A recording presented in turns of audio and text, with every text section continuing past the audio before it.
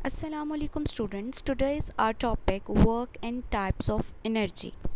Work की definition से पहले हम ये थोड़ा सा कॉन्सेप्ट रख लेते हैं कि वर्क असल में होता क्या है।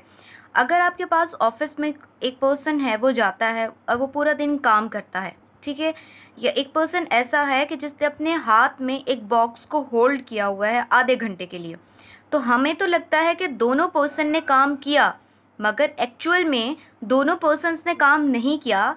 साइंटिफिक टर्म में वर्क उस चीज़ को कहते हैं कि आपके पास कोई फोर्स अप्लाई हो रही हो और फोर्स अप्लाई करने से कोई डिस्टेंस कवर हो रहा हो, तो वो क्या चीज़ कहलाती है? वर्क।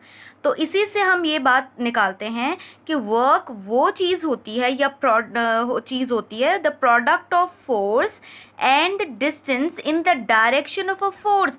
यानी कि वर्क उसको कहते हैं कि आपके पास फोर्स एंड डिस्टेंस का जो प्रोडक्ट होता है वो आपके पास क्या कहलाता है? वर्क। इसका मतलब ये हुआ कि वर्क उसको कहते हैं कि अगर आप किसी चीज़ के ऊपर फोर्स अप्लाई कर रहे हो और वो डिस्टेंस कवर कर रही है, तो उसका मतलब है कि उस चीज़ ने वर्क डन किया।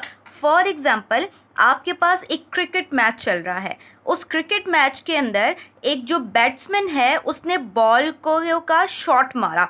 अब जब उसने बॉल का शॉट मारा तो बॉल जो आपके पास है वो क्या होती है? आगे की तरफ मूव करती है ग्राउंड के ऊपर, ठीक है। अब बैट्समैन ने उसके ऊपर क्या अप्लाई की? फोर्स अप्लाई की। किसके ऊपर अप्लाई की? बॉल के ऊपर अप्लाई की। अब बॉल आगे की तरफ मूव करके अपनी जगह को डिस्प्लेस करके जो है वो यहाँ पर पहुँच जाता है। अगर बॉल फोर्स अप्लाई करने से यहाँ तक आ जाता है तो उसका मतलब है कि उसने क्या कवर किया है? डिस्टेंस कवर किया है। अगर उसने डिस्टेंस कवर किया है तो ये आपके पास क्या कहलाती है? वर्क कहलाती है। वर्क का जो यूनिट है वो आपके पास है जॉल्स। तो आपके पास अब ये बॉल एक एन ऑब्जेक्ट है, ये एक बॉडी है, इसको वर्क करने के लिए एनर्जी की ज़रूरत होती है। तो अब एनर्जी क्या चीज़ होती है? एबिलिटी टू डू वर्क, यानी कि किसी काम करने की सलाहियत को हम क्या कहलाते हैं? एनर्जी। एनर्जी का भी यूनिट वही है जो वर्क का यूनिट है। आगे हम ये देख लेते हैं फॉर्म्स ऑफ एनर्जी। हम लोगों के पास बहुत सी काइंड है एनर्जी की। आज हम इसकी दो काइंड डिस्कस करेंगे। एक तो हम डिस्कस करेंगे काइनेटिक एनर्जी और एक हम डिस्कस करेंगे potential energy. Kinetic energy definition इसकी है the energy possessed by body due to its motion is called kinetic energy. Kinetic energy का मतलब होता है कि अगर एक बॉडी मोशन कर रही है और वो मोशन जिस एनर्जी की वजह से करी, वो एनर्जी क्या कहलाती है? Kinetic energy. अब हमारे पास वही जो मैंने ऊपर एक एग्जांपल दी थी क्रिकेट बॉल की, हम यहाँ पर भी एक क्रिकेट बॉल की ही एग्जांपल ले लेते हैं। ये आपके पास क्या है? ये आपके पास एक बॉल है जो एक बैट्समैन ने इसका शॉट मारा और वो बॉल जो है मूव करती हुई आगे की तरफ आ रही है। उसने अपनी जगह डिस्प्लेस की, ठीक है, वो यहाँ तक आ गई। अब उसने जो अपनी जगह डिस्प्लेस की तो बैट्समैन ने इसके ऊपर क्या चीज़ अप्लाई की थी? उसने फोर्स अप्लाई की। फोर्स अप्लाई करने से उसने डिस्टेंस कवर कर लिया। अब डिस्टेंस कवर करने के बाद हम तो ये कह रहे हैं कि भाई क्रिकेट बॉल ने वर्क डन कर दिया है।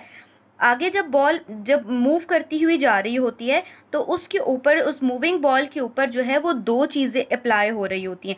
एक हमारे पास होती है ग्राउंड की फ्रिक्शन, ग्राउंड फ्रिक्शन। एक हमारे पास आती है एयर फ्रिक्शन। हमारे पास जो एयर की फ्रिक्शन होती है हम इसको निगलेक्ट कर देंगे। यानी कि एयर की फ्रिक्शन निगलेक्ट का मतलब ये होता है कि वो इतनी ज़्यादा नहीं होती कि वो बॉल को स्टॉप कर सके। मगर जो ग्राउंड की जो फ्रिक्शन होती है, यानी कि ग्राउंड की जो फ्रिक्शन का मतलब होता है कि किसी चीज़ की मोशन को रोक देना, तो वो ग्राउंड की जो फ्रिक्शन होती है वो क्रिकेट बॉल को रोक देती है। यानी कि अगर इस डायरेक्शन में फोर्स लग रही है तो उसके ओपोजिट डायरेक्शन में फ्रिक्शनल फोर्स अप्लाई होगी। जब ये दोनों फोर्सेस इक्वल हो जाएंगी तो हम ये कह सकते हैं कि बॉल स्टॉप हो जाएगी। बॉल आपके पास क्या हो जाएगी? स्टॉप हो जाएगी, ठीक है।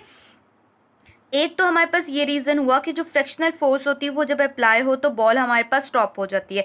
दूसरा ये होता है कि जब बॉल मूव करती, यहाँ से लेकर यहाँ तक मूव करके आ रही होती है, तो इसके अंदर जितनी भी एनर्जी होती है, काइनेटिक एनर्जी, जब उसने सारी कंज्यूम कर ली होती है और जब वो ख़त्म हो जाती है काइनेटिक एनर्जी, तो तब भी बॉल आपके पास स्टॉप कर जाती है।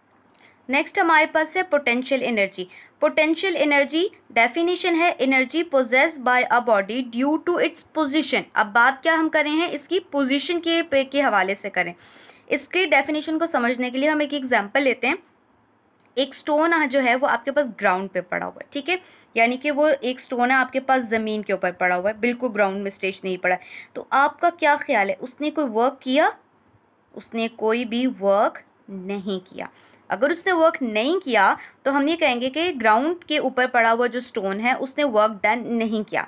मगर अगर हम उसी स्टोन को मूव कर देंगे, मूव टू हाइट, यानी कि उसको किसी हाइट पे, सर्टन हाइट के ऊपर ले जाते हैं, तो फॉर एग्जांपल ये इसको हमने हाइट पे रख दिया। अब वो जितनी ज़्यादा हाइट के ऊपर चली जाएगी वो उतनी ही ज़्यादा एनर्जी को स्टोर करेगी। अब ये जो आपके पास स्टोन है इसकी जो फोर्स है वो जो ज़मीन की ग्रेविटेशनल फोर्स के जब इक्वल हो जाती तो हम ये कह देते हैं कि वर्क डन हो गया, ठीक है। अब ये जो बॉल है इसके अंदर एनर्जी स्टोर हो जाती है। अब जितनी ज़्यादा हाइट पे जाएगी उतनी एनर्जी स्टोर होगी। अब जो एनर्जी स्टोर हो गई है तो वो energy ability to do work करेगी, यानी कि वो काम करने के लिए वो एनर्जी यूज़ करेगी। जब स्टोन को ऊपर से नीचे की तरफ धकेला जाता है तो जो स्टोन है वो खुद ब खुद सेल्फ डूइंग, खुद ब खुद नीचे ज़मीन पे आ जाता है। तो अब वो किसकी वजह से आता है? जो इसने एनर्जी स्टोर की हुई थी वो रिलीज़ करता है, अपनी पोटेंशियल एनर्जी को किस में कन्वर्ट कर देता है? काइनेटिक एनर्जी में।